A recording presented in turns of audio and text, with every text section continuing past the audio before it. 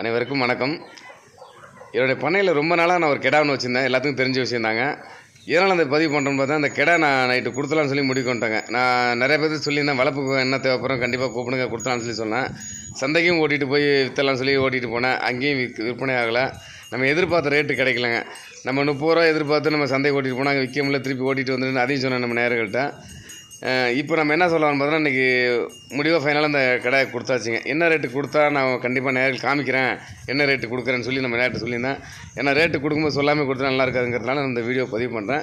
என்ன ரேட்டு ஃபைனலாக கொடுத்தோன்னு பார்த்தோன்னா 25,500 கொடுத்துருக்குறாங்க. இந்த ரேட்டு வந்து நியாயமான ரேட்டா இல்லை அநியாயமான ரேட்டான்னு சொல்லி நேர்கள் கண்டிப்பாக கமெண்ட் பாக்ஸில் தெரிவிங்க. நம்மளும் தெரிஞ்சுங்க, மற்றவங்க தெரிஞ்சுக்கிட்டோம். இந்த ரேட்டு வந்து நான் நியாயமான ரேட் நினச்சி தான் கொடுத்துருக்குறேன். ஏன்னா 30 ரூபா விற்கும் அப்படின்னு எதிர்பார்த்தோம். ஏன்னா பக்ரீத்துக்கான சொல்ல வளர்ப்பு வாங்கியிருந்தால் கண்டிப்பாக 30 ரூபாய் வாங்கியிருப்பாங்க. யாரும் வளர்ப்புக்கு சரியாக கேட்கல. அதில் வந்து பார்த்தோன்னா ரேட்டு குறைவாக போயிருக்குது. இருந்தாலும் பரவாயில்ல, நமக்கு கடைசி வரைக்கும் லாபகத்தெல்லாம் சொல்லலாம். எதிர்பார்த்த ரேட்டு கொஞ்சம் வருத்தமாக இருந்தாலும் பரவாயில்ல, கொடுத்துட்டோம். சரி, அடுத்த ஜென்ரேஷன் வேறு கடை உருவாக்கிலாம் சொல்லி கொடுத்தாங்க. ரொம்பலாம் அந்த கடை இருக்குது, அதில் கொடுத்துலாம் முடிவு பண்ணிட்டேன். ஸோ கண்டிப்பாக கமெண்ட் பாக்ஸில் தெரிவிங்க, ரேட் அதிகமாக கம்மியாக அப்படின்ட்டு. நன்றி வணக்கம். ரேட்டுக்காகவே இந்த பதிவு பண்ணியிருக்கேன். நன்றி வணக்கம்.